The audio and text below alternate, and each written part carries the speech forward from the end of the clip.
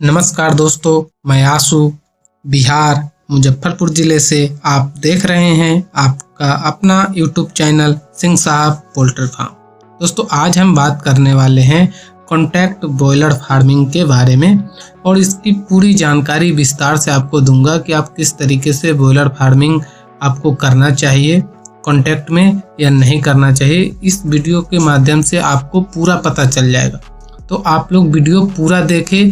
Step by step आपको बताया जाएगा प्रॉफिट और नुकसान के बारे में कि बॉयलर फार्मिंग आप कॉन्ट्रैक्ट फार्मिंग करते हैं तो क्या पैसा बचता है और क्या प्रॉफिट होता है और क्या नुकसान होता है, इसकी पूरी जानकारी आपको मिलने वाली है। चलिए दोस्तों, वीडियो को शुरू करते हैं। शुरू करने से पहले दोस्तों, अगर आप चैनल पे पहली बार आए हैं तो चैनल को सब्सक्राइब कर लें और नीचे बेल आइकन का घंटी है उसको जरूर दबा दें, ताकि जो नया वीडियो आए उससे आप देखकर कुछ अच्छा ज्ञान सीखने को आपको मिल सकता है। यही वीडियो जो अगर आप फेसबुक पेज पे देख रहे हैं तो पेज को फॉलो कर लें। चलिए दोस्तों, वीडियो में आगे बढ़ते हैं और जानते हैं। दोस्तों, इसमें फार्मर कंपनी से जुड़कर फार्मिंग करता है। कॉन्ट्रैक्ट फार्मिंग में फार्मर के पास खुद का पोल्ट्री फार्म होना चाहिए, बाकी चूजा, फीड और मेडिसिन कंपनी ही देती है। दोस्तों, फार्मर को बर्ड को देख रेख और दाना पानी करना पड़ता है। बर्ड की बीमारी और बर्ड में आने वाली समस्या कंपनी का ही व्यक्ति देखता है।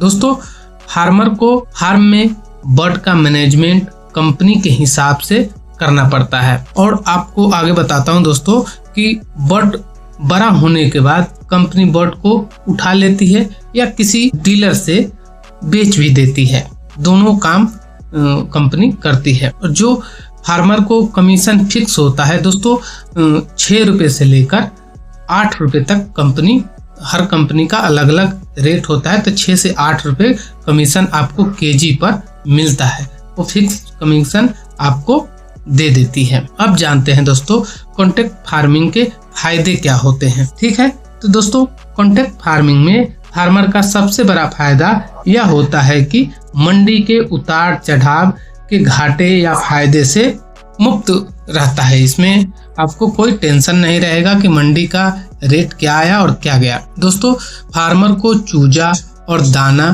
का रेट घटने बढ़ने से किसी बात की चिंता नहीं होती है। ठीक है दोस्तों, फार्मर की इनकम फिक्स होती है और फार्मर को हर सामान फार्म पर ही मिलता रहता है। आपको सारी जो फीड का हो गई, चिक्स का हो गया, सब कुछ आपको अपने फार्म पर ही मिल जाएगा। ये आपको कॉन्ट्रैक्ट फार्मिंग के फायदे हैं। अब दोस्तों जानते हैं कॉन्ट्रैक्ट फार्मिंग के नुकसान क्या हो सकते हैं। तो दोस्तों, इसमें फार्मर को इनकम फिक्स होता है। जितना आपका फिक्स रहेगा, जो भी रेट से आपका फिक्स किया गया है वही उतना आपका इनकम फिक्स मिलेगा। यदि कभी भी मंडी का रेट अच्छा होता हो तो कंपनी आपसे के फार्म से लाखों रुपए का फायदा कमा लेगी, मगर आपको फिक्स जो पैसा है वही पैसा आपको मिलने वाला है। ठीक है दोस्तों, कभी कभी कंपनी की तरफ से चिक्स और फीड खराब भी दोस्तों मिलता है। और ज्यादातर आपको अगर 5 बैच मिल रहे हैं या 4 बैच का आपको पूरे साल में मिल रहा है तो उसमें 1 या 2 बैच में आपको ऐसा मिलेगा ही मिलेगा। तो इस पर आपको ध्यान रखना जरूरी होता है कॉन्ट्रैक्ट फार्मिंग आप करते हैं तो, जिसमें बर्ड का परफॉर्मेंस खराब हो जाता है। यदि बर्ड का परफॉर्मेंस खराब होता है तो कंपनी फार्मर का पैसा काट भी लेती है। इस बात को आप हमेशा ध्यान में रखेंगे। दोस्तों, एक बैच खत्म होने के बाद कंपनी दूसरा बैच कब देगी इसका कोई अता पता नहीं होता है। कभी कभी दोस्तों 1 या 2 महीने तक बैच आपको नहीं मिलेगा। यानी आपको जब आप माल सेल कर लेंगे उसके बाद 1-2 महीने तक लगातार आपको कुछ भी नहीं मिलेगा, बस आपका फार्म वैसे ही खाली रहता है। और दोस्तों, कभी कभी नुकसान होने पर कंपनी फार्मर पर जुर्माना भी लगाती है। तो किस तरीके से आप पर जुर्माना लगाएगी? अगर आपके फार्म में कोई समस्या आ गई जिसके कारण बर्ड की मोर्टेलिटी हो जाती है और ज्यादा बर्ड की मोर्टेलिटी होती है तो आप पर कंपनी जुर्माना लगाती है और कई फार्मरों पर दोस्तों लगाई भी है। तो जो जानकारी है मैं आपको प्रॉपर देने की कोशिश कर रहा हूँ। दोस्तों, कॉन्ट्रैक्ट फार्मिंग की स्कीम क्या क्या होती है। तो दोस्तों, सभी कंपनियां अलग अलग स्कीम की तरह काम करती है। जब आप किसी कंपनी से जुड़े कर कॉन्ट्रैक्ट फार्मिंग करते हो तो उसकी स्कीम की अच्छी तरीके से आपको जानकारी लेनी होगी। दोस्तों इसमें बहुत सारी कंपनी है, छोटे कंपनी भी है, बड़े कंपनी भी है, तो सबका स्कीम आपको पता होना चाहिए कि कौन सी कंपनी क्या चीज़ दे रही है और कौन सी कंपनी क्या नहीं दे रही। तो इसके बारे में आपको पूरी जानकारी होनी जरूर चाहिए। दोस्तों चिक्स हो गया, फीड हो गया, मेडिसिन हो गया, वैक्सीन हो गया, कंपनी की तरफ से ही रहता है जो आपको बताया जाएगा। और बर्ड की बीमारी को देखने के लिए डॉक्टर और सुपरवाइजर भी कंपनी के तरफ से ही रहते हैं। लेकिन फार्मिंग में लगने वाले हर सामान की व्यवस्था फार्मर को ही करना होता है। जैसे आपका पोल्ट्री सेट खुद का तो है ही, लाइट का आपका हो गया, जो लाइट आप जलाएंगे वो बल्ब हो गए, बिजली का बिल आपको ही भरना होगा, पानी का पैसा आपको ही लगेगा, भूसी यानी लीटर जो हम लोग रखते हैं उसका भी पैसा आपको ही भरना होगा, ब्रूडिंग का जो भी खर्च आएगा वो फार्मर का ही पैसा लगेगा, और लेबर इत्यादि जो खर्च होते हैं सब आपको स्वयं करना होगा। इसमें आपको कंपनी 1 रुपया भी नहीं देने वाली है, इसका जो भी आप खर्च करेंगे। दोस्तों कॉन्ट्रैक्ट फार्मिंग के लिए क्या क्या चीज़ ज़रूरी होता है तो इसके बारे में भी थोड़ी मैं आपको जानकारी दे दूं। तो दोस्तों ज़मीन के पेपर या एग्रीमेंट या किसी एग्रीमेंट यानी किसी दूसरे के ज़मीन पर आप बनाए हुए हैं तो उसका एग्रीमेंट आपको होना चाहिए, या खुद के ज़मीन पर भी है तो आपको NOC लेना होगा। NOC आपके पास होना चाहिए, जो NOC आप ग्राम सभा में भी बना सकते हैं या मुखिया सरपंच या ऑनलाइन भी दोस्तों ऐप बनते हैं। और क्या क्या चीज़ ज़रूरी होना चाहिए तो आपको एक बैंक अकाउंट होना चाहिए, बैंक अकाउंट के साथ पासबुक, ब्लैंक चेक, खाली चेक जो बोलते हैं उसी को हम लोग ब्लैंक चेक बोलते हैं, वो आपको साइन किया हुआ कंपनी लेगी और 4 चेक लेगी। दोस्तों इस बात का आपको ध्यान रखना होगा। पासपोर्ट साइज फोटो लेगी, आपका 2 पैन कार्ड का फोटो कॉपी लेगी, आधार कार्ड का फोटो कॉपी लेगी, और दोस्तों 100 रुपये का स्टाम्प पेपर आपको लेगी, और 100 रुपये का दोस्तों 3 स्टाम्प पेपर आपसे लेगी। अभी के 2025 के नियम के अनुसार मैं आपको बता रहा हूँ। प्लस में दोस्तों 2 गवाह भी आपको लगेंगे, और गवाह जो हमारा बनेगा यानी पहचान, जो हमारे पहचान वाले फार्मर, तो जो आप उसी कंपनी से जुड़ सकते हैं कि जिस कंपनी में पहले से कोई फार्मर जुड़ा हुआ है वही आपका पहचान और गवाह एक ही होता है तो बन सकता है, वही बनेगा। इसके अलावा दूसरा कोई नहीं बन सकता, पहले ऐसा नियम नहीं था। इसके अलावा कंपनी अपने हिसाब से अलग अलग पेपर भी आपको मांग सकती है, तो इस बात का आपको ध्यान रखना होगा कि आप किस तरीके से कर रहे थे। पूरी जानकारी आपको होनी चाहिए। दोस्तों कंपनी वाले क्या देखते हैं ये भी जान लीजिए कि कंपनी वाले आपको चिक्स बच्चा दाना दे रहे हैं तो आएंगे आपके फार्म पर तो क्या क्या देखते हैं।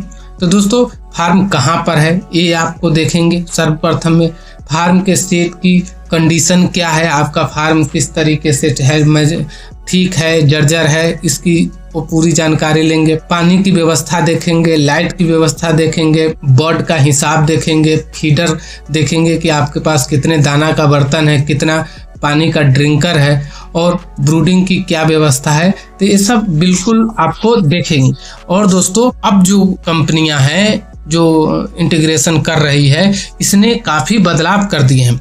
पहले जो था दोस्तों कि आपको चिक्स भी मिलता था, फीड भी मिलता था, मेडिसिन भी मिलता था। अब क्या किए हैं कि आपका 1 रुपये आपको बढ़ा देंगे, जहाँ 6 रुपये है वहाँ 7 रुपये कर देंगे, और आपको मेडिसिन का खर्च आप पर डाल दिए हैं। अब आप अगर इंटीग्रेशन करते हैं तो मेडिसिन का खर्च आपको स्वयं उठाना पड़ेगा, और मेडिसिन का खर्च आप उठाएंगे तो आपको कहीं से भी मिलाकर समझिए कि इंटीग्रेशन करने का मतलब हो गया कि आप 10-15 हज़ार रुपये की नौकरी कर रहे हैं। आप जो 2-2.5-3 लाख रुपए का फार्म बना लिए हैं और अब तब जाके इंटीग्रेशन कर रहे हैं, तो इस हिसाब से दोस्तों आपको फार्मिंग नहीं करना चाहिए इंटीग्रेशन का मेरे हिसाब। ऐसे आप कर सकते हैं। और दोस्तों आप अगर 1000 ही बर्ड पाल रहे हैं, मानकर चलते हैं कि 1000 बर्ड पाल रहे हैं और हम इंटीग्रेशन कर रहे हैं, तो इसमें हमें क्या बचेगा? कुछ भी तो नहीं बचेगा, क्योंकि हमें एक बैच तो इस मंथ में मिल गया, और नेक्स्ट हमें पता ही नहीं है कि कब मिलेगा। ऐसा फिक्स नहीं होता है उनका कि आपको 7 दिन या 10 दिन या 15 दिन के बाद नेक्स्ट बैच आपको मिल जाए, ऐसा कोई फिक्स नहीं होता है इनका। तो उनका जो मर्जी होगा उनके हिसाब से करेंगे। रह गई बात दोस्तों, बर्ड जब आपका तैयार हो जाएगा तो उठाने के लिए भी आपको काफ़ी समस्या का समाधान करना होगा। या तो जल्दी उठा लेंगे या तो आपको 40 दिन के बाद उठाएंगे। तो इसमें आपका लॉस होता है, क्योंकि जितना आपका वजन होगा बर्ड का उसके हिसाब से आपको पैसे मिलेंगे 6-7 रुपए किलो के हिसाब से। तो अगर ज़्यादा दिन में उठ रही है तो आप पर फीड बर्ड ज़्यादा खाएगा और ज़्यादा खाने के बाद वजन या गेन नहीं हुआ तो आपके पैसे कटेंगे। तो इन सब बातों से घुमा फिरा कर दोस्तों, अगर आप इंटीग्रेशन करते हैं बॉयलर की, तो इससे बेहतर होगा कि आप देसी का फार्मिंग कर लें। इसमें ये होगा कि कम पैसे में आप इसको स्टार्ट कर सकते हैं देसी फार्मिंग और कर सकते हैं। इंटीग्रेशन में काफ़ी ज़्यादा आपको इस समय 2025 में काफ़ी समस्या आ रही है। और बर्ड में मोर्टलिटी हुई तो भी आपका नुकसान होगा, मेडिसिन आपका ही लगेगा, फार्म आपका ही है, बिजली पानी सब कुछ आपका लगने वाला है। तो महंगाई बढ़ते जा रही है और पैसे मिल नहीं रहे हैं। तो इस हिसाब से अगर आप 5 या 10 हज़ार की फार्मिंग करना चाहते हैं तब जाके आप इंटीग्रेशन में कर सकते हैं। तो आप समझ गए होंगे कि बॉयलर इंटीग्रेशन कैसे किया जाता है। दोस्तों इसी के साथ वीडियो यहीं पे समाप्त करते हैं। मिलते हैं नए वीडियो में। आपका दिन शुभ और मंगलमय हो। बहुत बहुत धन्यवाद।